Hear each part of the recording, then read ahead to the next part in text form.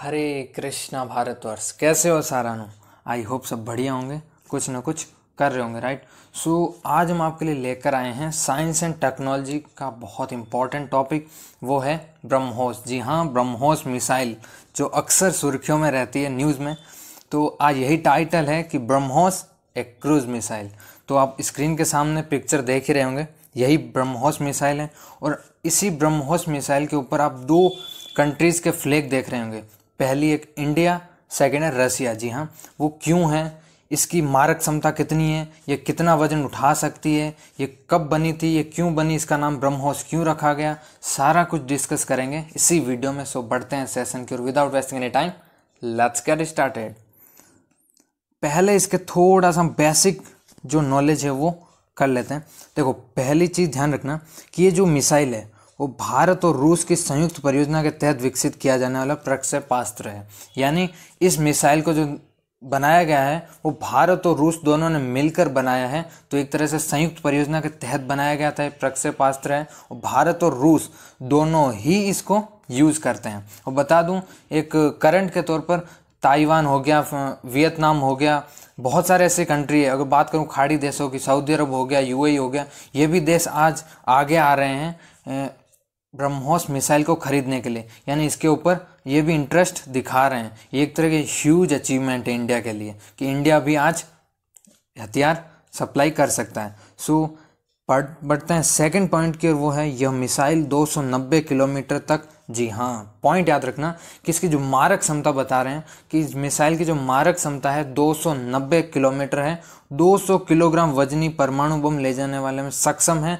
यानी 290 किलोमीटर तक इसकी। और एक चीज़ ध्यान रखना कि जैसे ये बार बार इसके नए वेपन आते रहते हैं और ये इसकी मारक क्षमता और बढ़ाई जा सकती है, लेकिन ये छोटी दूरी में बहुत अच्छी काम करती है। और याद रखना 200 किलोमीटर वजनी परमाणु बम ले जाने में सक्षम। और याद रखना जो ब्रह्मोस मिसाइल है वो ध्वनि की लगभग 3 गुना तेज गति से चलती है। यानी ध्वनि की लगभग 3 गुना तेज गति, यानी एक तरह से ध्वनि जितनी फास्ट रहती है उससे भी 3 गुना। तो आप समझ सकते हो इसकी जो, जब ये कहीं से इसको छोड़ा जाएगा तो फिर ये क्या हाल करेगी, दिखेगी तक नहीं, है ना।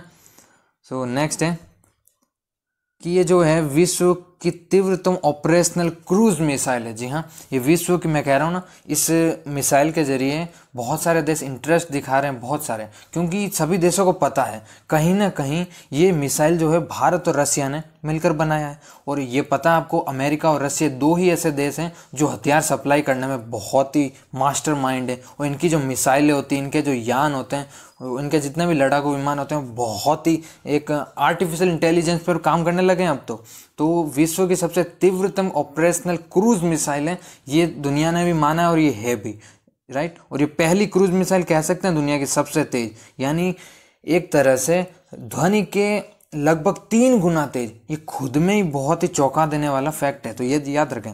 अब जो आप स्क्रीन के सामने देख रहे हो पिक्चर की, जो इंडिया है और दूसरी ओर रसिया है। जी हाँ, अब हम बताएंगे आपको कि इंडिया और रसिया से ब्रह्मोस नाम आखिर हुआ कैसे, राइट। तो आप सामने देख ही रहे होंगे, ये जो मिसाइल है वो भारत और रूस ने मिलकर बनाई है। अब हम डिस्कस करते हैं भारत और रूस ने जो मिलकर बनाई, लेकिन ब्रह्मोस नाम आखिर क्यों रखा गया, राइट। देखो, इसका नाम ब्रह्मोस जो है ना, भारत की नदी है ब्रह्मपुत्र, आप सब जानते हैं भारत की सबसे लंबी नदी मानी जाती है ब्रह्मपुत्र, अगर हम पूर्णत भारत में को छोड़े तो। क्योंकि पूर्ण भारत की थोड़ी दृष्टि डाले तो वो गंगा नदी हो जाएगी, 2525 किलोमीटर जिसकी लंबाई है। लेकिन अगर ब्रह्मपुत्र नदी की बात करूं तो ये भारत की सबसे चौड़ी नदी वैसे मानी जाती है। और ब्रह्मपुत्र नदी से आप समझ सकते हो, ब्रह्मपुत्र जो आप सामने नाम देख रहे हो, ब्रह्मपुत्र से निकला गया है ब्रह। जी हाँ, ब्रह्मपुत्र से निकला है ब्रह। और रूस की एक नदी होती है मॉस्कोवा, या मस्कवा भी कहा जाता है, कई बार बुक्स कई बार लिखती है मस्कवा, लेकिन एग्जैक्ट नाम मॉस्कोवा होगी। यानी रूस की मॉस्कोवा नदी और भारत की ब्रह्मपुत्र नदी से निकला ब्रह, और मॉस्कोवा नदी से निकला मॉस। जी हाँ, ब्रह और मॉस, यानी आप दोनों से संबंध कर सकते हो ब्रह्मोस। जी हाँ, ब्रह्मोस। तो यानी ब्रह्मोस, इन दोनों यानी ब्रह्मपुत्र और मॉस्कोवा नदी से मिलकर ही नाम जोड़ा गया है, जिसका नाम रखा गया ब्रह्मोस। जी हाँ, अब ब्रह्मोस के बारे में एक फैक्ट ध्यान रखें कि जो मिसाइल है वह सतह से सतह पर मार करने वाला मध्यम दूरी का सुपरसोनिक क्रूज मिसाइल है। जी हाँ, आपने अक्सर नाम सुना होगा हाइपरसोनिक, सुपरसोनिक। तो ये ध्यान रखें, जो सतह से सतह पर मार करने वाली, यानी ये सतह पर ही जाएगी और सतह पर ही मार करके आ जाएगी। और ये ध्यान रखें, आगे हम इसका भी डिस्कस करेंगे कि ये फायर एंड फॉरगेट, जी हाँ, यानी दागो और भूल जाओ, बस यही मिसाइल है। अब इसके भी डिस्कस करेंगे क्या है, क्या दागो और भूल जाओ, इसका जो मेन मोटिव होता है वो क्या होता है। तो ये ध्यान रखें, सतह से सतह पर मार करने वाली मध्यम दूरी की सुपरसोनिक क्रूज मिसाइल है। बढ़ते हैं नेक्स्ट पॉइंट की ओर। तो ये ध्यान रखो कि जो ब्रह्मोस मिसाइल है वो अक्सर अगर आपने देखे 26 जनवरी 15 अगस्त जब होता है तब ये मिसाइलें दिखती हैं, अक्सर आपने न्यूज़ में अक्सर देखी होंगी, अक्सर ट्रेंडिंग में होती है। तो जब ये, और इसका सफल परीक्षण भी कई बार किया जा चुका है भारत सरकार के द्वारा, यानी DRDO, आपको पता होना चाहिए, DRDO हो गया, ये भारत की जितनी मिसाइलें, अग्नि हो गई, बहुत सारी मिसाइलें वैसे, तो इन सब का जो निर्माण है वो DRDO बेसिकली करती है, defence research and development organisation इसकी फुल फॉर्म है, याद रखें। बढ़ते हैं नेक्स्ट पॉइंट की ओर। ये सबसे इम्पॉर्टेंट पॉइंट है साइंस की दृष्टि से, राइट। सो ये जो मिसाइल हैं वो तिरछे और सीधे दोनों रूपों में किसी भी मिसाइल को नष्ट कर सकती है। अभी हम आएंगे इसके ऊपर कि ये कैसे काम करती है। स्टील्थ तकनीक से बने इस प्रक्षेपास्त्र को कहीं से भी दागा जा सकता है, जी हाँ, कहीं से भी। इसकी वो नहीं है कि इसको समतल जमीन चाहिए या पहाड़ी भूमि होगी तो वहाँ नहीं चलेगी, ऐसा कुछ नहीं है। इसकी एक परफेक्ट लोकेशन होनी चाहिए, जब एक परफेक्ट लोकेशन हो गई तो वह मार के ही आएगी। कोई भी ऐसा कोई है ना, होता ना कि ये मिशन फेल हो गया, ऐसा कुछ नहीं होता इसमें, क्योंकि इसे, इसका जो नाम है वो यही है कि दागो और भूल जाओ, फायर एंड फॉरगेट, यानी दागो और भूल जाओ। तो इस तकनीक पर जब काम करते तो आपको पता ही होना चाहिए कि इसकी कोई परफेक्ट लोकेशन नहीं होती कि भाई समतल जमीन पर होगी तो ही चलेगी, ऐसा कोई मायने नहीं रखता। द्विविचरणीय इस मिसाइल का प्रथम चरण ठोस और द्वितीय चरण जो है तरल प्रणोदक युक्त है, जी हाँ, और इसे नौसेना और थल सेना में पहले ही शामिल किया जा चुका है। और जब बात आती है ब्रह्मोस मिसाइल में तो लोग अक्सर कहते हैं ब्रह्मोस मिसाइल की मारक क्षमता कम है, ये वो, लेकिन आप मारक क्षमता में मत जाइए, आप इसकी एक्यूरेसी पे जाइए। अब जब आप एक्यूरेसी पे बात करोगे ना तो बहुत मिसाइल है, चाहे बात करें चाइना की, अमेरिका, रसिया, बहुत सारे ऐसे देश हैं जिनके पास मारक क्षमता तो है, लेकिन जो एक्यूरेसी है वो अभी भी बरकरार नहीं है इतनी जितनी भारत के पास है। तो ये एक तरह से अचीवमेंट है भारत के लिए, है ना। तो ये आपको इसे अंडर एस्टिमेट नहीं करना चाहिए कि मारक क्षमता कम, ऐसी बात नहीं। भारत के पास भी मिसाइल है जिसकी मारक क्षमता 5000 किलोमीटर है ना। तो मारक क्षमता के ऊपर भारत से कोई एक तरह संदेह नहीं कर सकता। अगर देखो, मैंने अभी ऊपर डिस्कस किया था कि 3 डायमेंशन में काम करती है। कैसे 3 डायमेंशन, आप सामने पिक्चर देख रहे हो, इसे समझाने लायक कुछ भी नहीं है। 3 डायमेंशन में काम करती है। और जब ये जाती है, और बता दूं ये जो लड़ाकू विमान होते हैं ये एग्जैक्ट इनको एक तरह से लोकेट कर रहे होते हैं, जैसे कहाँ पर दागना है। अब जहाँ पर एक लोकेशन, मान लीजिए ये दुश्मनों का कैंप है, अब दुश्मनों के कैंप के ऊपर दागनी है, तो अगर आपने एक बार लोकेशन फिक्स कर दी ना तो ये यहाँ पर इसको तबाह करके ही आएगी, इसको तबाह करके आएगी, यानी ये कभी अपने निशाने से चूकती नहीं है, जो ये खुद में बहुत ही बढ़िया हमारे लिए है। और बता दूं, इसके सफल परीक्षण कब कब किए गए वो हम डिस्कस करते हैं। देखो, इसका जो प्रथम सफल परीक्षण था वो जून 2001 में किया गया था, जी हाँ, जून 2001 में इसका सफल परीक्षण किया गया था। और अब आप सोच सकते हो ये मिसाइल आज के टाइम की नहीं है, इसमें समय समय पर एडिटिंग होती रही इसके अंदर, और इसको फास्ट भी किया गया है। जब 2001 में था तो वो बहुत पुराना मॉडल हो चुका था। अब हम बात करें आज के दौर की, 2021 की, तो ये आज के समय में बहुत ही ज़्यादा एक तरह से एक्यूरेसी इसकी परफेक्ट हो चुकी है, और इसकी जो मारक क्षमता वो भी बढ़ाई जा चुकी है। तो काफ़ी इस चीज़ों में चेंजेस हुए हैं, लेकिन आपको चीज़ ध्यान रखना है, जो इसका प्रथम सफल परीक्षण है वो जून 2001 में किया गया था, लेकिन इसका तीसरा सफल परीक्षण 2009 में किया गया था। अब आप कहोगे कि 2001 के बाद में 2009, लेकिन मैं कहूँगा दूसरा भी सफल परीक्षण हुआ था, लेकिन जो दूसरा सफल परीक्षण था उसमें कोई ज़्यादा चेंजेस नहीं थे, लेकिन तीसरा सफल परीक्षण था उसमें बहुत ज़्यादा चेंजेस किए गए थे इस मिसाइल में। तो उसको लेकर मार्च 2009 में इस मिसाइल को दागा गया था और इसका सफल परीक्षण हुआ है। और जब सफल परीक्षण हुआ था तब पाकिस्तान, अफगानिस्तान, चाइना तक देश हैरान हो चुके थे, और अमेरिका तक ने इसकी तारीफ की थी, और ये आपको पता होना चाहिए। तो याद रखें, जी मिसाइल आप सामने देख रहे हो, जी हाँ, यही मिसाइल, ये सफल परीक्षण हुआ था भारत सरकार की ओर से। अब जब ये सफल परीक्षण हुआ था तो ये बता दूं, अक्सर जो परीक्षण होते हैं वो लोगों को पता नहीं होते हैं या कईयों को पता भी होंगे, लेकिन मोस्ट ऑफ केसेज में देखा जाता है लोगों को पता ही नहीं होता कि परीक्षण होते कहाँ। देखो, ओडिशा के चांदीपुर रेंज आपने नाम सुना होगा, व्हीलर द्वीप हो गया, बहुत सारे ऐसे हैं जहाँ पे ये सारे टेस्ट किए जाते हैं। तो जो ब्रह्मोस मिसाइल का टेस्ट हुआ था वो 2001 में हुआ था, जून माह में हुआ था। उसके बाद में जो तीसरा टेस्ट हुआ था जिसमें बहुत बड़े चेंजेस किए गए थे ब्रह्मोस मिसाइल को लेकर, इसको एक तरह से वापस नया बनाया गया था, नया डिज़ाइन हुआ था ये पूरा। तो जो ब्रह्मोस मिसाइल है, तीसरा सफल परीक्षण जो इम्पोर्टेंट है वो 2009 में हुआ था, यानी बहुत लगभग 8-9 साल बाद में, है ना।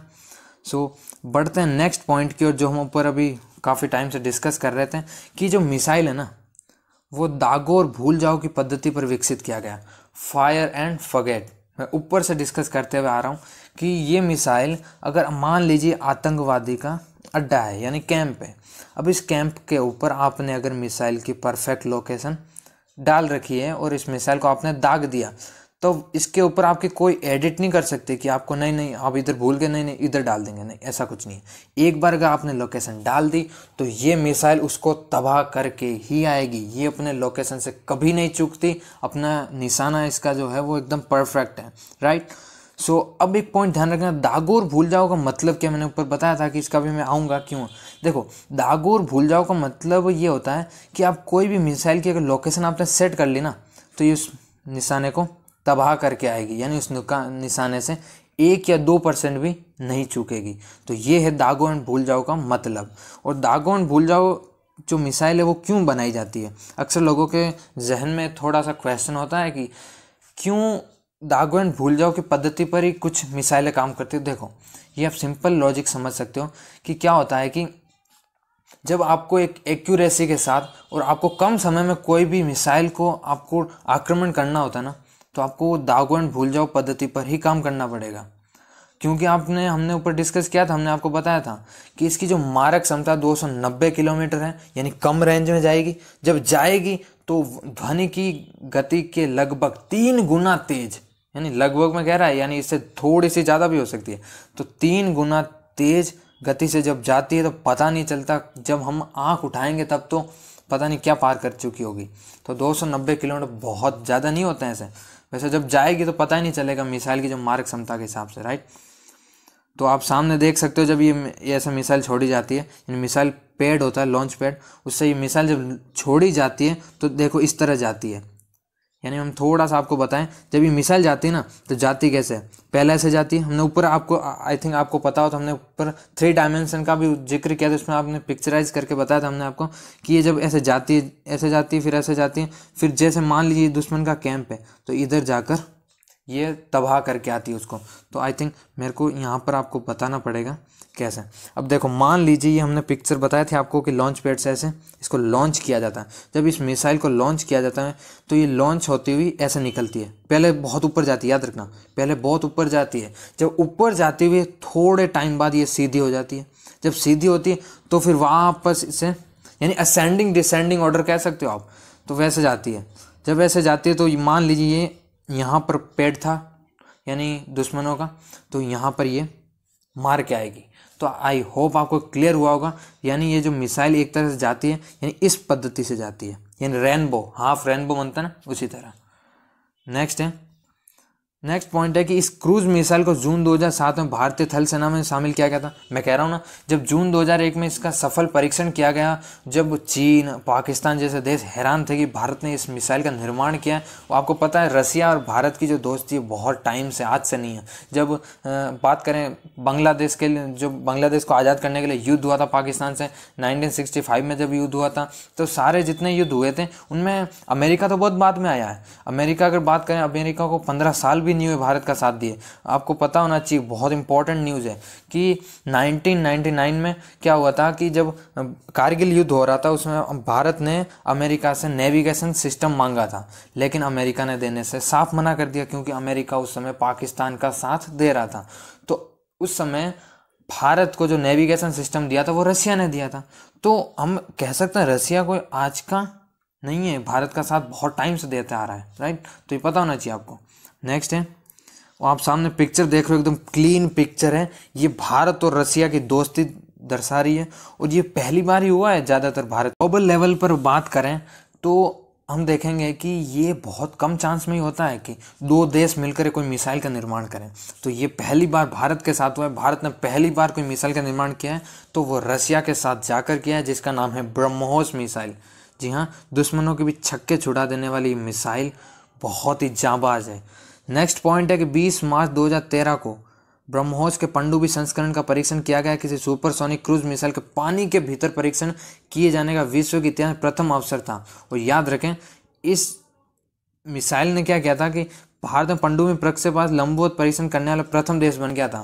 तो ये एक तरह से ह्यूज अचीवमेंट, जी हाँ, ये ह्यूज अचीवमेंट है भारत के लिए कि जब कई देश तो सिर्फ अपने लॉन्च पैड से ही करने लगे थे लॉन्च मिसाइलों को, उस समय भारत ने 2013 की बात है पनडुब्बी संस्करण से परीक्षण किया था। ऐसा करने वाला भारत पहला, यानी सुपरसोनिक क्रूज मिसाइल जो पानी के भीतर परीक्षण किए जाने के बारे में विश्व इतिहास में प्रथम अवसर इसने प्रदान किया था। पूरे विश्व के तौर पर एक नमूना पेश किया था और ये भारत उस समय बहुत सुर्खियों में रहा था।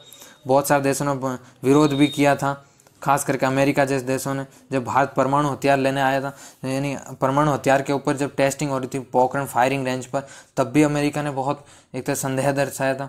तो अमेरिका अक्सर, आपको पता ना चाहिए, सुपर पावर है तो वो थोड़े करती रहती है। तो एनीवेज इन सब को हटाते हैं, लेकिन आप देख सकते हो ये पिक्चर आप सामने। जी हाँ, यही है जो पनडुब्बी संस्करण से इसको एक तरह से आप इसको लॉन्च किया गया। तो और सबसे गुड न्यूज़ ये है कि इसको सफलतापूर्वक लॉन्च किया गया, राइट। यानी ये सफल हुई थी लॉन्च और अपने निशाने पर ये सटीक ठहरी थी। सो बहुत ही ज़्यादा रिक्वेस्टेड, जी हाँ, बहुत ज़्यादा रिक्वेस्टेड वीडियो थी ये। सो आई थिंक आपको ये वीडियो में बहुत इन्जॉय मिला होगा, यानी बहुत इन्जॉय किया होगा, वैसे मिला तो क्या होगा।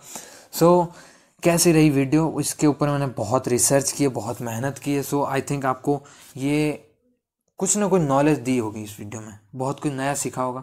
सो आज के लिए बस इतना ही। Till then have a nice day, bye bye, take care.